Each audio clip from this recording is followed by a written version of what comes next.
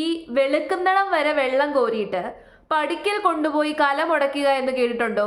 അതാണ് ഇവിടെ സംഭവിച്ചേക്കുന്നത്. വേണമെങ്കിൽ ഒന്ന് കണ്ടോളുക. എന്തിനാണ് ഇങ്ങനെ ആക്രോശിക്കുന്നത്? അയാളുടെ ചെള്ള അടിച്ച് പൊട്ടിയെന്നൊക്കെയാണ് പറഞ്ഞേക്കുന്നത്. ഇങ്ങനെ വയലൻസ് ഒന്നും ഇറക്കാൻ വേണ്ടിയിട്ട് പാടില്ല. സത്യത്തിൽ ഇത്രയും ദിവസവും വളരെ നന്നായിട്ട് പ്രചരണം നടത്തി എല്ലാം കഷ്ടപ്പെട്ട് ഇപ്പൊ അവസാനം ആ കഷ്ടപ്പാട് മുഴുവനായിട്ട് കൊണ്ട് നശിപ്പിച്ച് കളഞ്ഞ അവസ്ഥയല്ലേ? ഈ പാലക്കാടാണ് ഇത്രയധികം വിവാദം ഉണ്ടാകുന്നത്. നിങ്ങൾ ശ്രദ്ധിച്ചു കഴിഞ്ഞാൽ ഇലക്ഷന്റെ പ്രചരണം തുടങ്ങിയ പിന്നെ ഏറ്റവും കൂടുതൽ വിവാദങ്ങൾ നടക്കുന്നത് പാലക്കാടാണെന്ന് തോന്നുന്നു.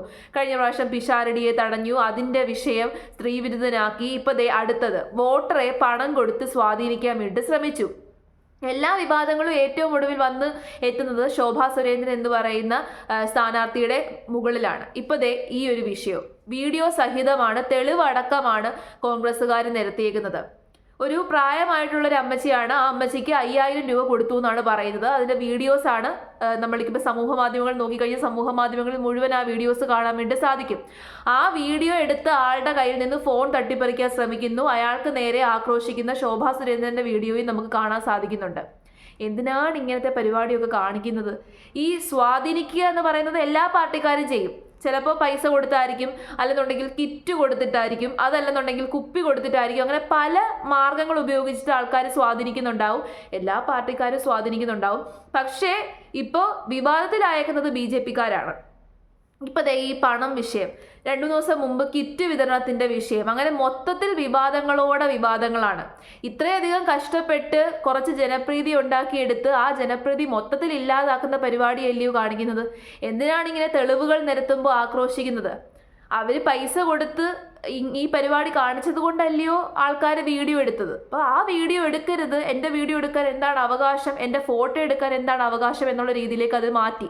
ഏതായാലും നമുക്ക് ആ വീഡിയോ ഒന്ന് കണ്ടിട്ട് വരാം. വോട്ടർമാർക്ക് പാലക്കാട് BJP പണം വ്യാപകമായി വിതരണം ചെയ്യുന്നു എന്ന ആരോപണം ഉന്നയിച്ചുകൊണ്ട് അതിന്റെ ദൃശ്യങ്ങളടക്കം ഷൂട്ട് ചെയ്താണ് ഇപ്പോൾ പരാതിയുമായി കോൺഗ്രസ് രംഗത്ത് വരുന്നത്. ശോഭാ സുരേന്ദ്രനുമായി തർക്കിക്കുന്നു. ആ വാഹനത്തിലുള്ളവർ മൊബൈലിൽ ഫോട്ടോ എടുക്കാൻ ശ്രമിക്കുന്നു, ചിത്രം പകർത്താൻ ശ്രമിക്കുന്നതാണ്.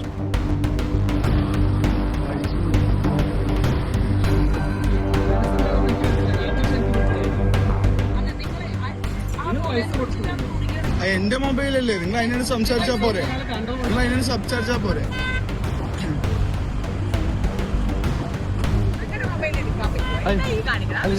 നിങ്ങൾ എന്താ പ്രതി? ഞങ്ങളുടെ വാർഡല്ലേ? എന്റെ മൊബൈലിൽ വിളിച്ചു കൊടുക്കുന്ന കാര്യം നിങ്ങൾക്കില്ല.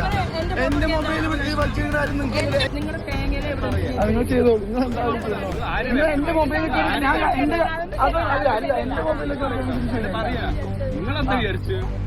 അതിലൊന്നും വേണ്ട. എന്റെ മൊബൈലിൽ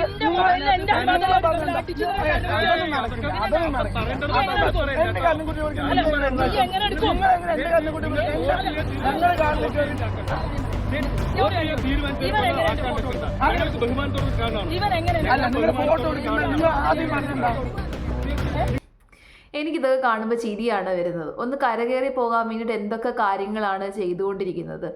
ഇങ്ങനെ എത്രയെടുത്ത് പണവിതരണം നടന്നിട്ടുണ്ടാകും. വോട്ടിന് വേണ്ടിയിട്ട് എത്ര സ്ഥാനാർത്ഥികൾ ഇതുപോലെ പൈസ കൊടുത്തിട്ടുണ്ടാകും, ആൾക്കാർക്ക് കള്ള് വാങ്ങിച്ചു കൊടുത്തിട്ടുണ്ടാകും. അതുണ്ട് ഏറ്റവും കൂടുതലുള്ളത് എനിക്ക് തോന്നുന്നു കള്ള് വാങ്ങിച്ചു കൊടുക്കുന്ന പരിപാടിയാണ്. ഈ ഒരുപാട് ആൾക്കാരുണ്ടല്ലോ, പ്രായമായിട്ടുള്ള ചില അങ്കിളുമാരും അപ്പൂപ്പന്മാരും ഒക്കെ ഉണ്ടല്ലോ, ഇവർക്ക് ഒരു കുപ്പി കള്ള് വാങ്ങിച്ചു കൊടുത്തു കഴിഞ്ഞാൽ അവരെ വോട്ട് ചെയ്യും. നമ്മൾ ജനങ്ങളുടെ വിഷയമാണ്, ഇതൊക്കെ നമ്മുടെ ജനങ്ങളുടെ വിഷയമാണ്. ഇതിനെല്ലാം കാരണം നമ്മൾ ജനങ്ങൾ തന്നെയാണ്. നമ്മൾ വെറും മണ്ടന്മാരായിക്കൊണ്ടിരിക്കുകയാണ്, നമ്മൾ വെറും കഴുതകളാണ്. നമുക്കറിയത്തില്ല എങ്ങനെയാണ് ഒരു ജനാധിപത്യത്തിൽ എങ്ങനെയാണ് ഒരു വോട്ടർ പെരുമാറേണ്ടത് എന്നുള്ളത് നമുക്കറിയത്തില്ല. നമ്മൾ വിചാരിച്ചേക്കുന്നത് എലക്ഷൻ വരുന്നു, നമ്മൾ പോയി ആർക്കെങ്കിലും കുത്തുന്നു, കയ്യിൽ കുറച്ച് അതിനൊരു സിമ്പൽ തരുന്നു, കഴിഞ്ഞു, അത്രേ ഉള്ളൂ എന്നാണ് വിചാരിക്കുന്നത്. പക്ഷെ അങ്ങനെയല്ല. നമ്മളുടെ പവർ എന്താണെന്നുള്ളത് ജനങ്ങൾ യഥാർത്ഥത്തിൽ തിരിച്ചറിഞ്ഞില്ല എന്നുണ്ടെങ്കിൽ നമ്മളെ ഈ രാഷ്ട്രീയക്കാർ മണ്ടന്മാരാക്കിക്കൊണ്ടിരിക്കും. സത്യത്തിൽ ഈ രാജ്യത്ത് ഏറ്റവും കൂടുതൽ പവർ ഉള്ളത് പൗരന്മാർക്കാണ്, സിറ്റിസൺസിനാണ്. അത് നമ്മുടെ നിയമത്തിനല്ല, നമ്മുടെ പ്രൈം മിനിസ്റ്റർക്കോ നമ്മുടെ പ്രസിഡന്റിനോ നമ്മുടെ ചീഫ് മിനിസ്റ്റർമാർക്കോ ആർക്കോ അല്ല, ഈ പോലീസ് മേധാവികൾക്കോ ആർക്കുമല്ല. ഈ നാട്ടിൽ ഏറ്റവും കൂടുതൽ പവർ ഉള്ളത് ഒരു പൗരനാണ്, ഒരു സിറ്റിസണാണ്. ജനാധിപത്യം എന്ന് പറയുന്നത് തന്നെ അതാണ്, ഡെമോക്രസിയുടെ മീനിങ് തന്നെ അതാണ്. ഒരു ഡെമോക്രാറ്റിക് കൺട്രിയിൽ ജീവിക്കുന്ന സമയത്ത് ഡെമോക്രസിയുടെ മീനിങ് എങ്കിലും അറിയാതെ വെറും മണ്ടന്മാരായിട്ട് എന്തിനാണ് ഇങ്ങനെ ജീവിക്കുന്നത്? ഡെമോക്രസി എന്ന് പറഞ്ഞു കഴിഞ്ഞാൽ ജനങ്ങൾക്കാണ് അധികാരം, ജനങ്ങൾക്കാണ് ആധിപത്യം. നമ്മളാണ് ജയിപ്പിച്ചുകൊണ്ട് തലപ്പത്ത് കൊണ്ടിരുത്തിയേക്കുന്നത്.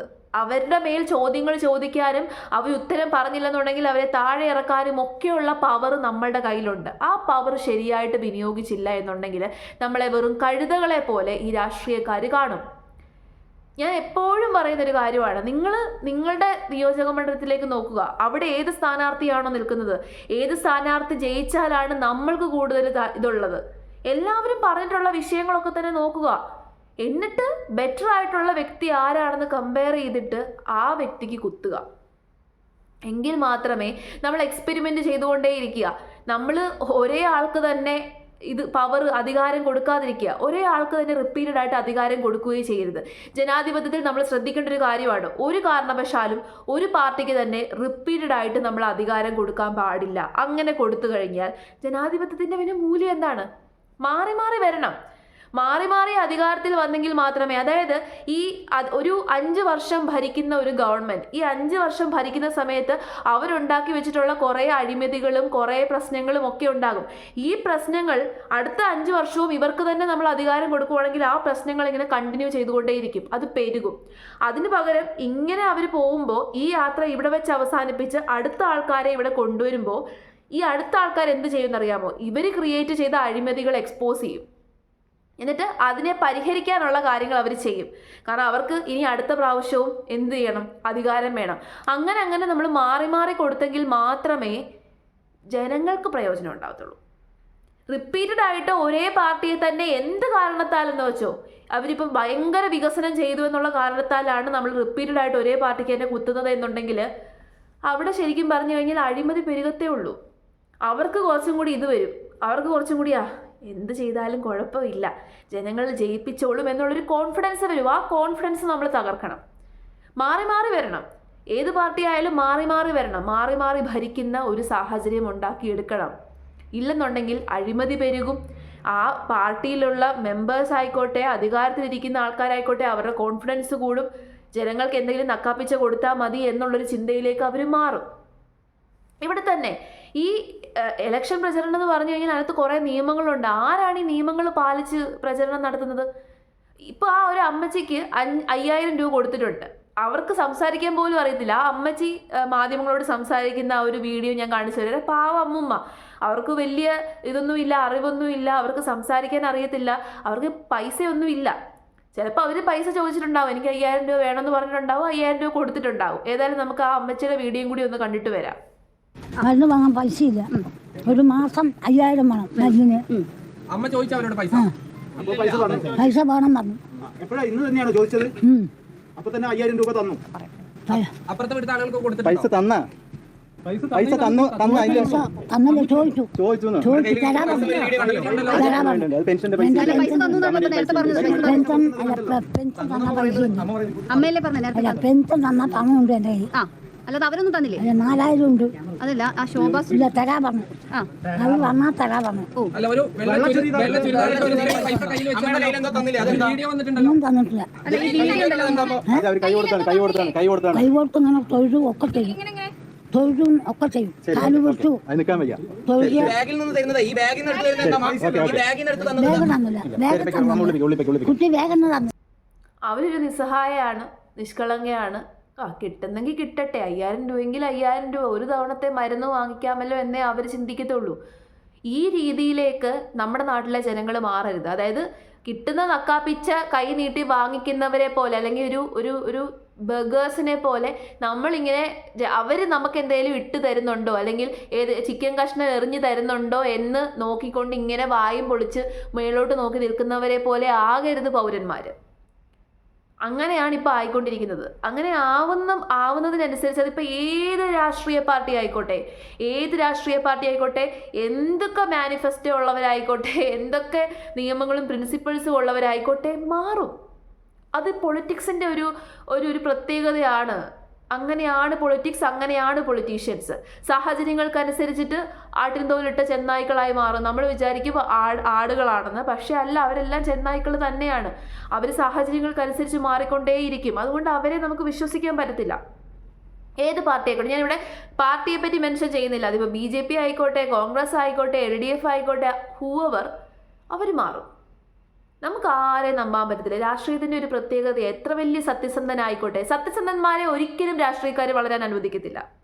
രാഷ്ട്രീയത്തിൽ സത്യസന്ധനായിട്ടുള്ള ആൾക്കാരുണ്ടെന്നുണ്ടെങ്കിൽ അവരെ ഉറപ്പായിട്ടും ബാക്ക് സ്റ്റാബ് ചെയ്ത് കളയും. അവരെ എന്തായാലും കുഴിയിൽ ചാടിച്ച് അവർ തന്നെ ഇല്ലാതെയാക്കും. അപ്പോൾ സത്യസന്ധർ എന്ന് പറയുന്നൊരു സംഭവത്തെ പറ്റിയിട്ടേ ചിന്തിക്കണ്ട. രാഷ്ട്രീയത്തിൽ സത്യസന്ധതയ്ക്ക് സ്ഥാനമില്ല. അപ്പോൾ രാഷ്ട്രീയക്കാരായിട്ടുള്ള ആൾക്കാർക്കൊക്കെ ക്രൂക്കഡ്നെസ് ഉണ്ട്. അവരെല്ലാം എന്തെങ്കിലുമൊക്കെ തട്ടിപ്പും വെട്ടിപ്പും എന്തെങ്കിലുമൊക്കെ കാണിച്ചിട്ട് തന്നെയാണ് നിലനിൽക്കുന്നത്. അങ്ങനെ അല്ലാത്തവർക്ക് രാഷ്ട്രീയത്തിൽ നിലനിൽക്കാൻ പറ്റത്തില്ല. 1-2 പേര് അവിടെ എവിടെയൊക്കെ കാണുമെന്നേ. പക്ഷേ എല്ലാവരും എന്തെങ്കിലുമൊക്കെ വേലത്തരങ്ങൾ കാണിച്ചെങ്കിൽ മാത്രമേ ഈ രാഷ്ട്രീയത്തിൽ പിടിച്ചു നിൽക്കാൻ വേണ്ടിയിട്ട് പറ്റത്തുള്ളൂ. അപ്പോൾ കൂടുതലൊന്നും ആരെയും നമ്പാൻ പോകണ്ട. നമുക്ക് എന്ത് തരുന്നു എന്നുള്ളത് നമ്മൾ നോക്കുക, അതിനനുസരിച്ചിട്ടുള്ള കാര്യങ്ങൾ നമ്മൾ കൊടുക്കുക, അത്രയും മതി. അവരങ്ങനല്ലേ, അവർക്ക് കിട്ടുന്ന ഇപ്പോൾ ഒരു രാഷ്ട്രീയക്കാരൻ അല്ലെങ്കിൽ ഒരു തലപ്പത്തിരിക്കുന്ന ഇപ്പോൾ ഒരു CM, ഒരു മന്ത്രി, ഏതെങ്കിലും ഒരു വകുപ്പ് ഹാൻഡിൽ ചെയ്യുന്നൊരു മന്ത്രി, ആ മന്ത്രിക്ക് കിട്ടുന്ന ഫണ്ടിൽ നിന്ന് 3/4 അവർ ഊറ്റും, ബാക്കിയായി ജനങ്ങൾക്ക് കൊടുക്കുന്നുള്ളൂ. അതേ എല്ലാവരും പറയുന്നുള്ളൂ. ആരും അവർക്ക് കിട്ടുന്നതിൽ നിന്ന് അവരെടുക്കരുതെന്നൊന്നും നമ്മൾ പറയുന്നില്ല. ജനങ്ങൾക്ക് വേണ്ടിയിട്ട് എന്തെങ്കിലുമൊക്കെ ചെയ്യണം. അങ്ങനെ ചെയ്യാൻ വേണ്ടിയിട്ട് നമ്മൾ ആരെ പ്രാപ്തരാക്കണം? രാഷ്ട്രീയക്കാരെ പ്രാപ്തരാക്കണം. അതിനുള്ള ആയുധമാണ് വോട്ട്. അപ്പം ഈ വോട്ടെന്ന് പറയുന്ന ഒരു സംഭവത്തെ ഏത് ജനങ്ങളാണോ, ഏത് സൊസൈറ്റിയാണോ വളരെയധികം പവർഫുള്ളായിട്ട് ഹാൻഡിൽ ചെയ്യുന്നത്, ബുദ്ധിപൂർവ്വം ഹാൻഡിൽ ചെയ്യുന്നത്, ആ സൊസൈറ്റിക്ക് ബെനിഫിറ്റ് ഉണ്ടാവും, ആ സൊസൈറ്റിക്ക് ഗ്രോത്ത് ഉണ്ടാകും. നിങ്ങൾ മറ്റുള്ള ഏത് ലോകരാഷ്ട്രങ്ങൾ എടുത്ത് നോക്കിക്കഴിഞ്ഞാലും നമുക്കത് കാണാൻ സാധിക്കും.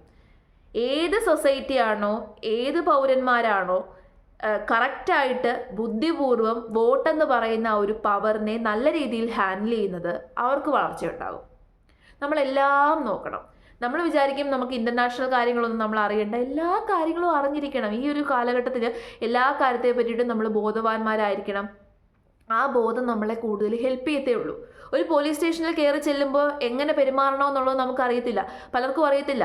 പക്ഷെ അവിടെ കയറി ചെല്ലുമ്പോൾ നമുക്ക് നിയമവശങ്ങൾ അറിയാമെന്നുണ്ടെങ്കിലുണ്ടല്ലോ, പോലീസുകാർ നമുക്ക് വില തരും. ഇല്ലെന്നുണ്ടെങ്കിൽ നമ്മൾ ഇറക്കി വിടും. അപ്പം ഏതൊരു സാഹചര്യമാണെന്നുണ്ടെങ്കിലും കറക്റ്റായിട്ടുള്ള നിയമങ്ങളെ പറ്റിയിട്ടും കാര്യങ്ങളെ പറ്റിയിട്ടും നമ്മൾ ബോധവാന്മാരായിരിക്കണം.